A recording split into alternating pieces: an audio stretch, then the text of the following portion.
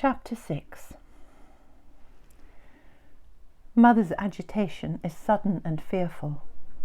We know this. We can see that she has changed.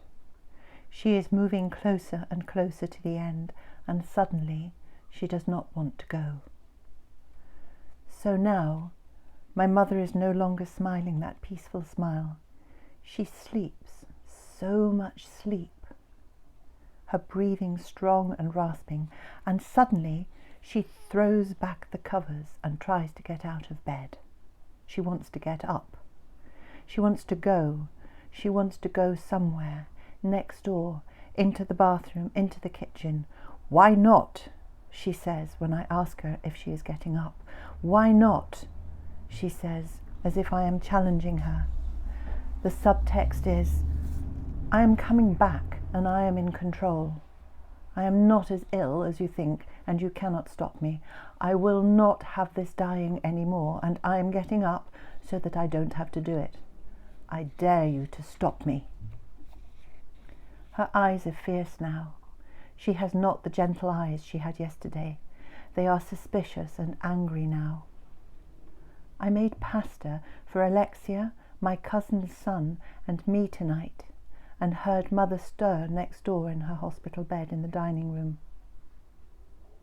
I'm getting up, she said when I went in to see her. Will you come next door and eat? I asked her. She replied, Of course. What did you think I was doing? I signalled to Alexia to remove my plate quickly so that my mother would not see that there was not a place laid for her. Sit here, Grandma, we said, putting her in my place, as if it had always been laid for her at the table, as she shuffled in, carrying her syringe driver in her bag, in her outsized dressing gown, angry that we had made this meal and not included her. I served her pasta and tomato sauce, which she ate with gusto, joining in the conversation with a strangeness that silenced all of us at the table. That surprised you, she seemed to want to say to us, we who were not dying, we who were healthy and could be sure of another day of living tomorrow. Don't underestimate me, was her message. There are 4 stages of dying that soul midwives use. The first is earth, when we start to withdraw, lose strength, become frailer. The second is water, where we feel emotional and tearful and fear being alone. We remember unresolved wounds of the past. The third is fire, where we express anger, strength of feeling. We don't want to do this anymore and we demand that we leave. This can be challenging while it lasts. Finally, we move into air, the final stage where we disconnect and become unconscious. Our breathing changes and we are no longer present. It is from air that we finish this life and end the journey. Mother is in fire right now. She is angry, confrontational. She wants to fight and she doesn't want to do this dying anymore. And I know how bad her rages can be. I'm afraid, but I need to stay with her. This stage will pass and she will move to air at some point, but right now my mother is fighting hard. And then, suddenly, moving to an armchair next to the table, her head falls back and she falls asleep in her chair. Everyone goes home and we, she and I, are alone again. The warm, grey dressing gown suits her white hair and dark eyebrows. When she came back from the hospital that first time after the diagnosis, about 5 weeks ago, she managed to get upstairs. She sat at her dressing table and dyed her eyebrows dark with an eyebrow dyeing kit. There, she said, that looks better. When she was young, she had black hair and eyebrows. As she leans back in her chair tonight with her white hair cut short around her head.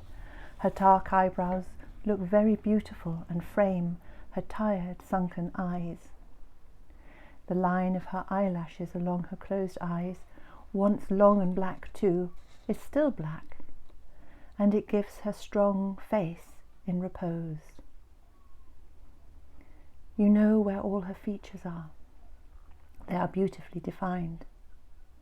Her nose has a little bump at the end of it, like a ski jump, she used to say. When she was unwell before this final illness, any time of her life, Mother used to make herself look as good as she could. To keep her spirits up, she would say. And so she would lie in bed with flu, wearing her pearl necklace and her pearl earrings. If she was able, she would put on her lipstick. With this illness now, she is leaving us for good. She has forgotten about her pearls. They are upstairs in her bedroom in a little velvet bag. Mother is still beautiful. She cannot help it. Now, with her anger and fury, we cannot touch her. The comfort she got from wearing her pearls when ill is no longer relevant. She has made sure her hair and eyebrows look good during this dying, but her jewels and pretty things no longer interest her. I remember Mother wearing her pearls that time she had pneumonia, and I had to call an ambulance.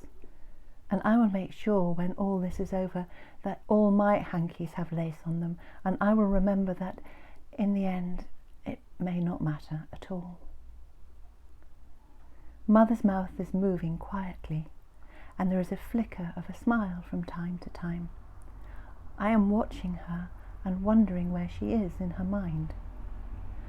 Earlier on this afternoon, after her anger and after another long sleep, she said she was in Zimbabwe watching ladies dancing.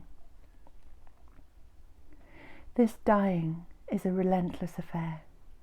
Right now she doesn't want to do it anymore, and yet she will do it.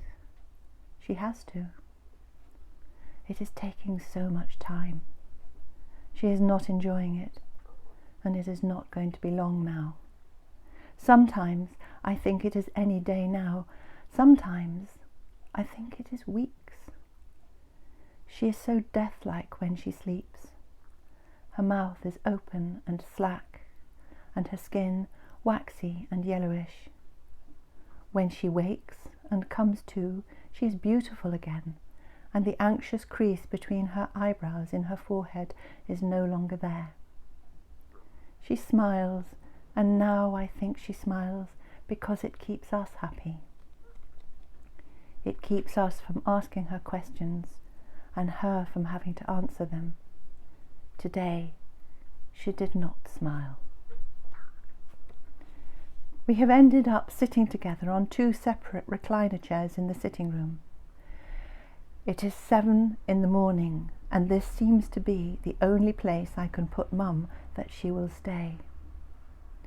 We have been sitting here since 5:30. Mother has her pillows to keep her wedged into the chair in case she falls out. Her syringe driver is underneath one of them. I have lifted her sheets and blankets from her bed and tucked her in.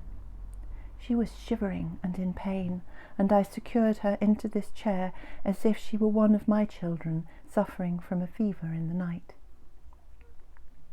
There is a red recliner chair next to this blue one in which I have put Mum, and I am here with a duvet and a pot of tea. The dawn has broken, and I am tired.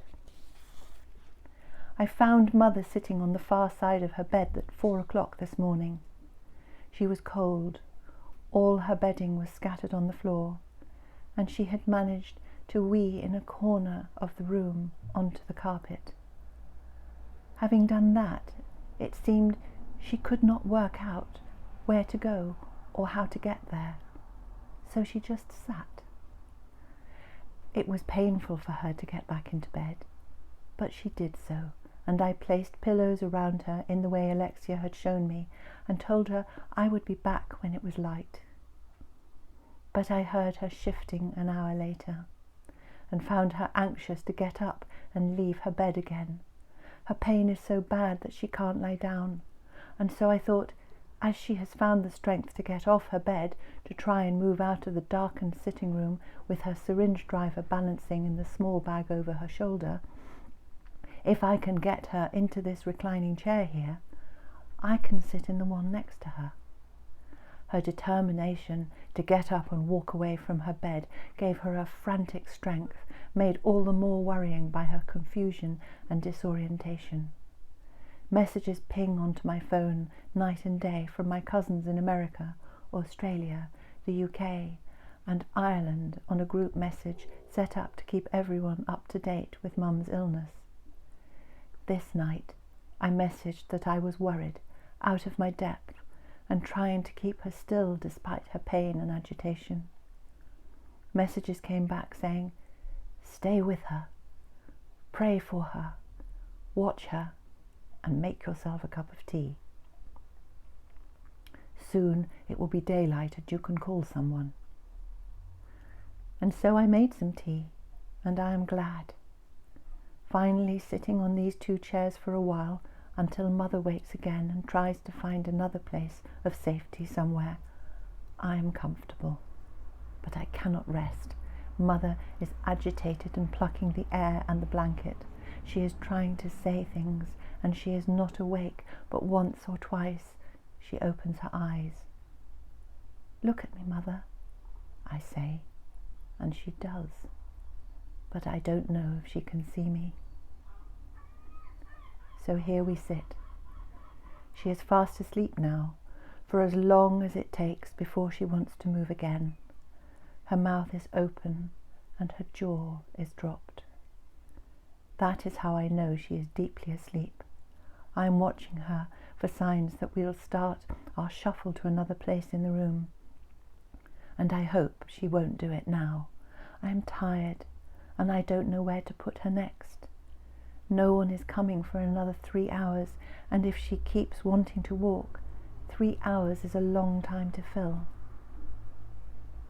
After 2 hours, Mother begins to wake and move off again, away and off, to be on the move and to take her syringe driver with her, shuffling with panic and distress to find somewhere to wee, somewhere to sit, somewhere else to be. Despite getting her to her bed, she cannot get onto it, the increasing pain and disorientation frightening her.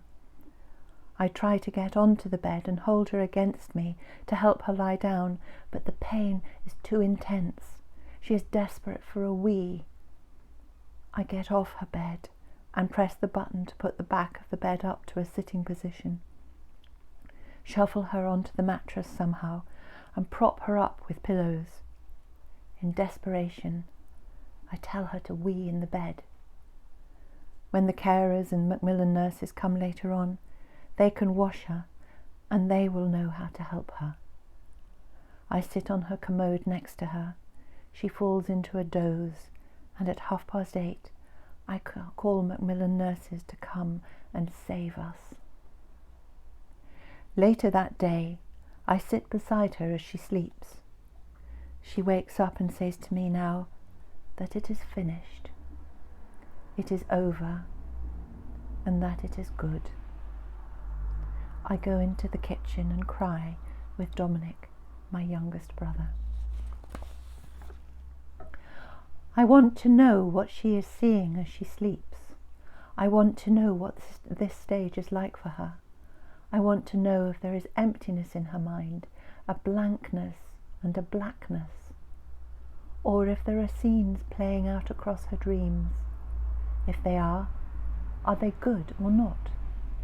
Is she a part of them? And do they make this withdrawal from the physical world worthwhile? How much does she know of what is going on around her?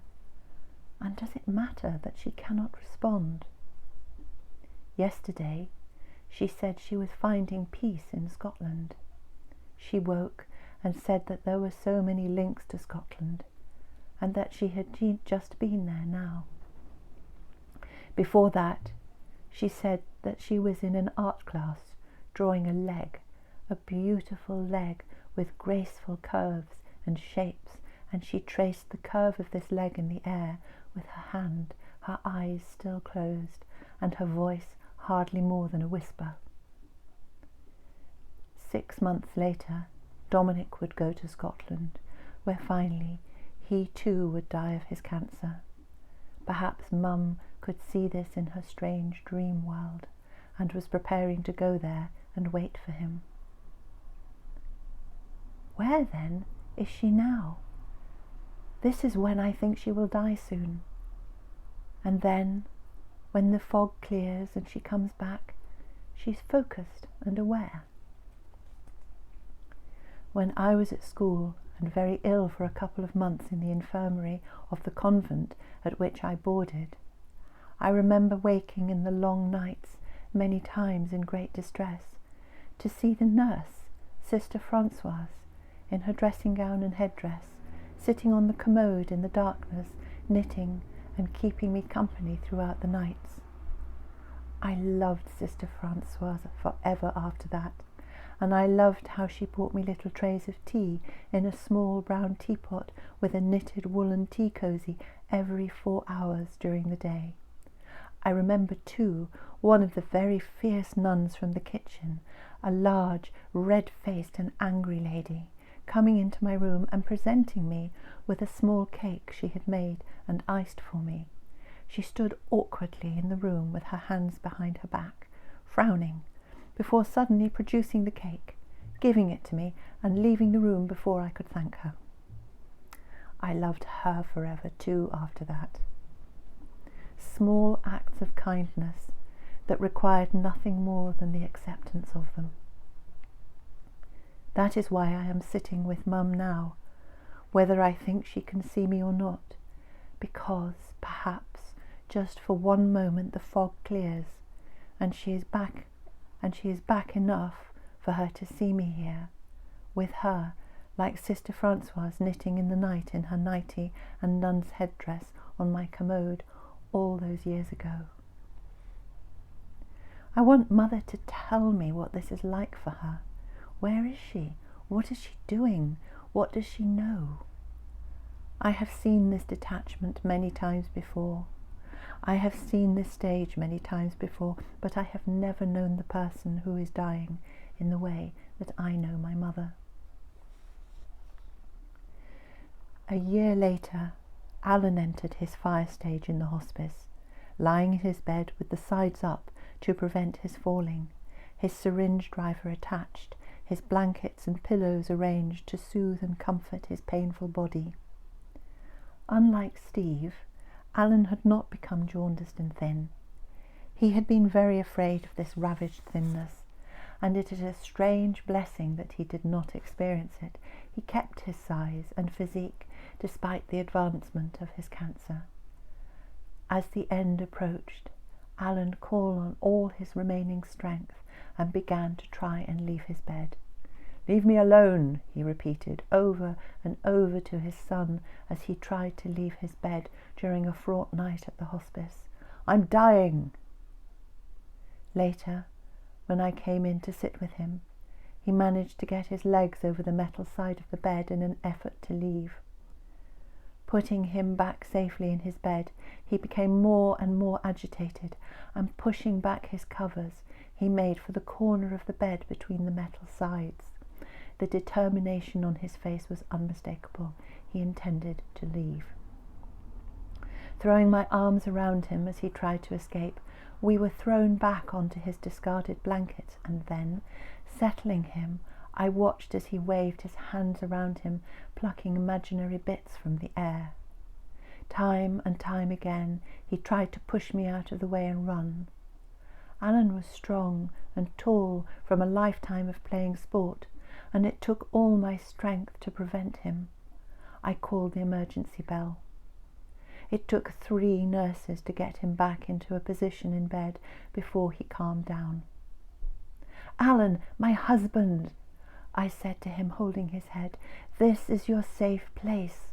Stay here, and I will stay with you." 9 years earlier, Steve had become distressed in his hospice bed and cried that he could not find his safe space. "Here," I had said to him then, "Here is your safe space," and held his head in my hands as he lay back onto his pillows. Remembering this, I could tell Alan that he too was safe, and he did not move again after that night. So this is what's happening now with Mother. I am sitting next to Mum, and there are people coming and going, all family, and all is gentle and quiet. The air around Mum needs to be soft and peaceful, and that is what she wanted in life. That is what we will give her now. My mother's youngest sister is here, my son-in-law is here, and my 3 brothers are staying. They are all moving around the house, being quiet, cooking large meals, being gentle with each other, and taking it in turns to come and sit with Mother and hold her hand. My aunt is sitting with Mum now, talking of their lives together, stroking her hand and speaking softly. She is lovely with Mum, and it is moving to see them together. We are at the end stages now. Mother's face has collapsed further, and her chest is rattling, her breath fast and ragged. Her chest is working hard, and she is sweating. Her hands are resting on 2 pillows we have arranged to keep her comfortable, and her fingers are turning blue. There is no point in changing her nightie. There is no point in moving her. There is no point in touching her unless it is to stroke her forehead, or to kiss her hot cheek, or hold her beautiful hands with their manicured nails.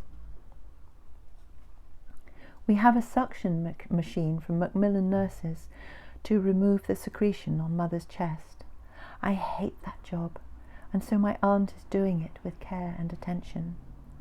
They were nurses, my mother and her 2 sisters, the one who died 4 years ago, and the youngest sister who is here today. Mother has a catheter. All things are taken care of. She is not aware of us, not aware of her body, not aware of her ragged breathing. But if I say, "I love you, Mother," into her ear, I think her eyes move a little. She knows her sister is here, though. They look so alike in the dining room together, one sitting gently speaking to the other, holding her hand and remembering, the other silent and still, breathing ragged breaths, lying in the clean hospital bed. Later in the evening, Alexia is here, her husband is here, my brothers have left for the night, my aunt has left, and my son Dmitri is coming. My other son Kostya is very ill in hospital with a tumour in his spine and unable to walk. He is in severe pain, missing his grandmother deeply, and cannot be here. She knows this, and when she was still with us and talking, she called him her beautiful boy. He is beautiful, and not being able to visit his grandmother is a terrible thing for Kostya to bear. Tonight we will eat a huge dinner of roast lamb and roast potatoes at her little table in the conservatory. We will laugh and use Mum's kitchen, her utensils, the leg of lamb from her freezer, and she will stay in the dining room, in her bed, holding on to life until she decides it is time to go. Life goes on around her, and we can hear her breathing from any room downstairs.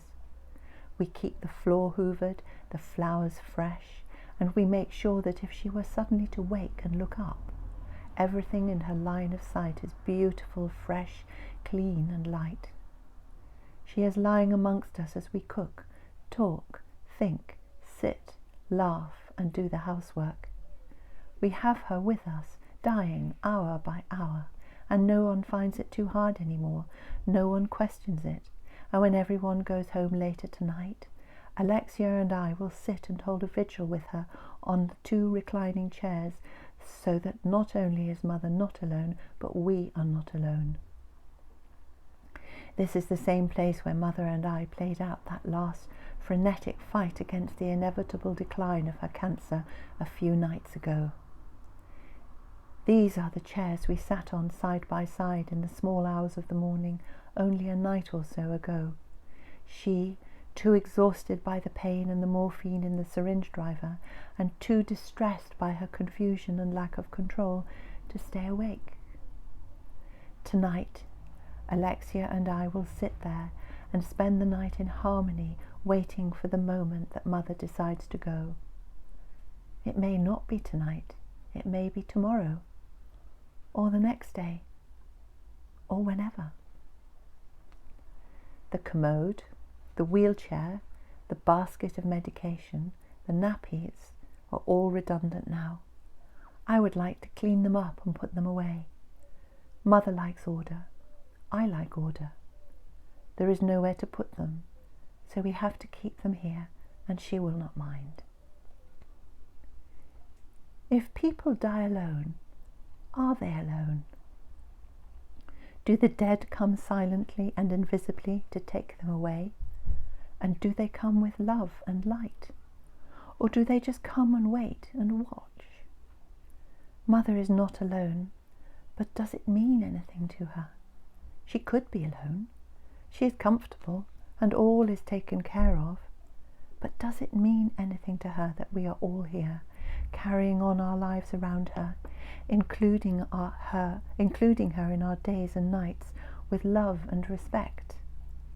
Life and death exist simultaneously in this small house in Petworth. It is business as usual, but with the added event of dying for a while in the dining room. I hoped for mystery. I can't see any at the moment. I can see my mother keeping her breath coming and going in her chest like a battery-operated pump, with no life or movement in her body otherwise. She looks dreadful. She wore lipstick and had blue eyes and lovely cheekbones when she was well only 6 weeks ago. She had lovely skin. Now she looks like a dead person, except that her chest is rising and falling, and her mouth is dribbling.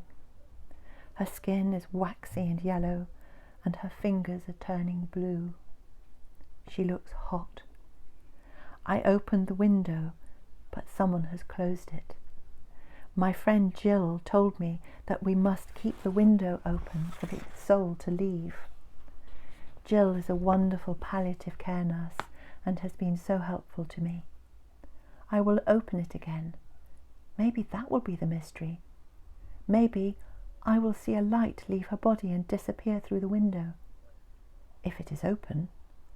If it is not, will her soul be trapped in the sitting room like a bee? And will we have to open a door and usher it out? We may have to chase it around and make it leave. I wonder if there will be a presence in the room that I will feel or recognize when she actually dies. Or maybe there will be nothing at all, and the mystery, if there is one, will remain inside Mother's morphine-induced sleep, and I will never know until I die, and she comes to me to explain it all. There is so much rain at the moment, and wind. It is the last day of August, and there has been so much rain this month. Mother loved the play of light on the leaves of the big tree outside this window in the room where she is lying now. The light dapples on her sleeping form, and shadows play gently across her face as she lies here on her pillow of linen and lace that Alexia and I gave her on which to do her dying. When the rain comes, it makes a lovely sound against the window, and makes the silence and peace that Mother so loves more profound. There is one rose that blooms outside her window here, a tall, single pink rose, with a leaf that flutters in the breeze as if it is frantically waving at us. We like that. It looks funny, and we all think it is Mum's special jolly rose.